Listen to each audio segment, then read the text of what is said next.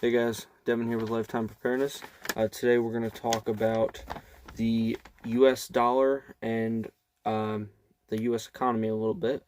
But first I wanted to mention just a reminder for everyone that hurricane season is starting, and there is other natural disasters that can happen too, along with hurricanes. For example, Mexico just had a 7.4 magnitude earthquake.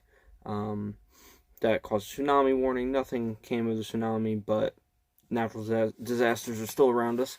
But anyway, let's get into some things I seen in the news that I wanted to talk to you about that have to go with the economy and the U.S. dollar. So the World Trade Organization said that COVID-19 is estimated to drive down the global trade market about 18.5% in the second quarter of 2020. Kind of expected that with the way things have been going in the world. The economy, is affected negatively whenever people are out of work, whenever there is a virus, whenever there is natural disasters. So I kind of expected that, especially with seeing how things happen in the first quarter of the year. Anyway, let's move on from that. So I thought this was very interesting and telling into what could be coming with the U.S. dollar. I wrote down a few notes here. Russia has sold off 96% of its U.S. debt, and China has been selling off U.S. debt too, and both countries have been buying into gold.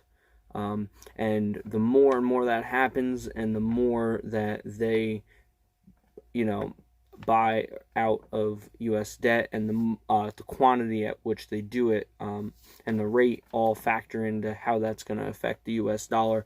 But none of it's good. It's not going to affect the U.S. dollar positively with our national debt is crazy, and Russia and China own a lot of it. Well, Russia did. They've since gotten rid of 96% of the U.S. debt holdings that they have and bought into gold, same as China has been doing the same thing.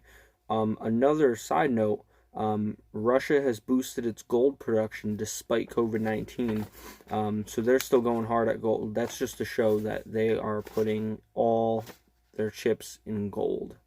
They are trying to get out of fiat currency, and they're trying to get into gold because gold is king. Well, really, food is king, but when there's food, gold is king. That's how it goes. What was the other one? China has halted the U.S. poultry imports as coronavirus has started affecting Tyson Foods. So that's just another blow to our economy right there. Yeah, that's all the ones I have on the economy. We'll talk about that in a second. Just a couple other things that I wanted to share. That just show the state of the world at the moment, and relations with countries. Iran defied U.S. sanctions and delivered aid to Venezuela, furthering the rift between between our two countries. I don't know what's going to come of it, but that's not helping anything. It's really not. And then I seen that China claimed that the border clash with India was entirely India's fault. That was an interesting side note. We'll see where that goes. But this is just gonna affect the economy. The all the countries selling off U.S. debt and buying into gold, especially Russia and China, the two other superpowers in the world. And then our national food network. We're going to be starting to feel the effects of poor harvests soon from last year. We'll probably be feeling that by the fall, if not already. I mean, I've already seen food prices go up in the store. I've seen a 50-pound bag of rice has gone up about $2.50 since the fall when I went to the store. There was what was the other big item that I've seen? I can't remember. Anyway, but food prices are going up.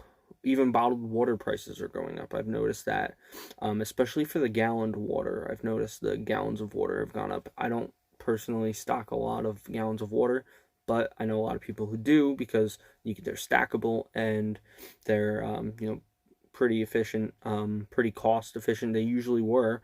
I know people were paying no more than $1 for a bottle, maybe $1.05 with the 5 cent deposit, but depending on your state. I know in New York here we have 5 cent deposits on almost everything, but yeah, and with the coronavirus cases, I'll probably get kicked off YouTube for saying that, but get my video taken down. But with the cases going on, the economy's gonna, in some states anyway, is gonna start shutting down again. I'm sure if we have a resurgence here in New York, the governor's gonna shut everything down again, close restaurants, close bars, close stores, and only for like curbside pickup again and all that nonsense that he's been doing. I know we're still required to wear masks when we're out in public. I know, some stores that haven't been abiding by that, but yeah, there's a lot going on with the U.S. dollar right now. The question I have for you is, are we going to be seeing the collapse of the U.S. dollar soon? Because it's very possible. Just got to see how things play out with this pandemic and with the just the global currency market in general and the global economy, especially our trade relations with other countries. Yeah, with that being said, you guys have a great day.